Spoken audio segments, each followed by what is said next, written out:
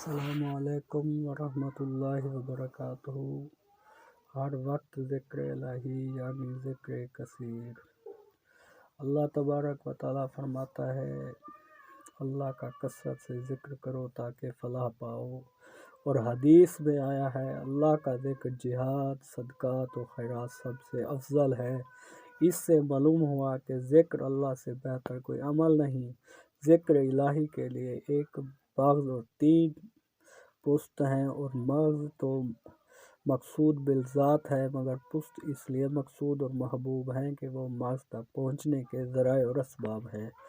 پہلا پشت صرف زبان سے ذکر کرتا ہے، دوسرا پشت قلب کا ذکر کرتا ہے،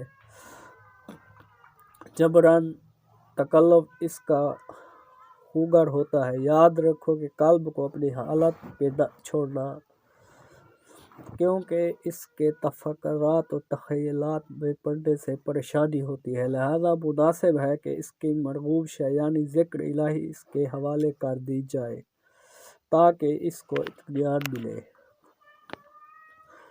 تیسرا پشت یہ ہے کہ ذکر الہی دل میں جگہ کر لے اور ایسا گڑ جائے کہ اس کا چھڑانا دشوار ہو جائے۔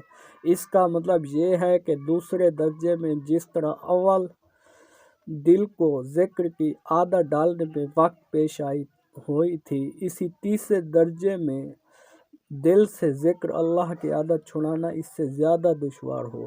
چوتھا درجہ جو مغز اور مقصود بالذات ہے، وہ دل میں ذکر کا نام و نشان بھی باقی نہ رہے، بلکہ مذکور یعنی اللہ تعالیٰ کی ذات ہی ذات رہ جائے، نہ قلب کی طرف توجہ رہے، نہ ذکر کی جانب التفات، اور نہ ہی خبر ہو، اور نہ کسی دوسرے کی، الغرض ذات الہی میں استغراق ہو جائے۔ اسی حالت کا نام فنا ہے، اور اسی حالت پر پہنچ کر بندے کو نہ اپنی ظاہری حس و حرکت کا کوئی علم ہوتا ہے اور نہ باطنی حواس کا، یہاں تک کہ اپنے فنا ہو جانے کا علم بھی باقی نہیں رہتا، کیونکہ فنا ہو جانا بھی تو اللہ کے علاوہ دوسری ہی چیز ہے، اور غیر اللہ کا خیال میل کچیل اور کدورت ہے۔ پس فنا کا علم بھی اسی درجے میں پہنچ کر کدورت، اور بعد ہوا یہی وہ حالت ہے جس میں اپنے وجود کے فنا ہونے کے ساتھ خود فنا سے بھی فنایت ہوتی ہے۔ ایسی ماہیت سمجھ میں آئی مشکل ہے، بلکہ بظاہر ناممکن ہے۔ ہتھ کار والوے دل یار والوے اللہ اللہ اللہ ناممکن اور دعویٰ بالدلیل معلوم ہوگا، لیکن اگر تمہیں کسی حسین صورت پر عاشق ہونے یا کسی عاشق صادق کے دیکھنے کا اتفاق ہوا ہو تو اس حالت کو کبھی دشوار نہ سمجھو گے۔ کیا حسن پرست فریضہ انسان اپنی مشوقہ کے فکر و خیال میں ایسے محور اور بے خود نہیں ہو جاتے کہ بسا اوقات زبان سے کوئی بات کرتے ہیں اور اس کو خود بھی نہیں سمجھتے، پاؤں ڈالتے ہیں کہیں ہے اور پڑھتے کہیں ہے، اس کے سامنے سے آدمی گزر جاتا ہے حالانکہ ان کی آنکھیں کھلی ہوتی ہے مگر وہ ان کی نظر نہیں آتا۔ دوسرا شخص ان سے بات کرتا ہے مگر یہ نہیں سنتے نہیں۔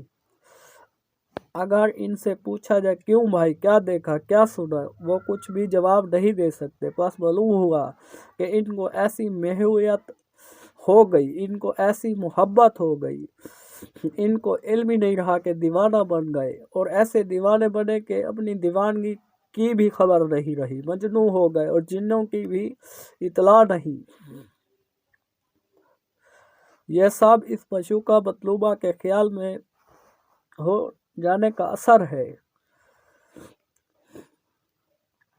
اس کو بھی جانے دیجیے، اس سے بھی آسان طریقہ سے فنایت سمجھ میں آ سکتی ہے۔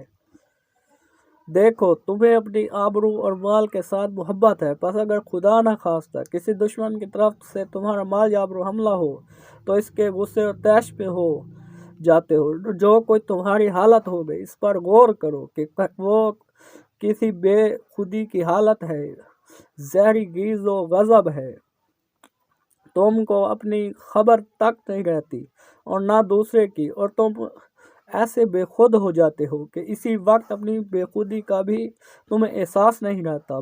پھر بھلا اگر کوئی بندہ اپنے اللہ کے خیال میں ایسے محو ہو جائے کہ خود فنا سے فنا اور بے خود ہو جائے تو کیا تعجب ہے؟ سمجھانے کی غرض یہ مثالیں ہم نے بیان کی ہیں، ورنہ اصل بات تو جس وقت اللہ عز و جل کے فضل سے اس حالت پر پہنچو گے اور فنا اور فی اللہ کے بقا میں پہنچو گے، اللہ کے نام کی چاشنی لذت مٹھاس نصیب ہوگی، تو پھر بات ہی کوئی اور ہے۔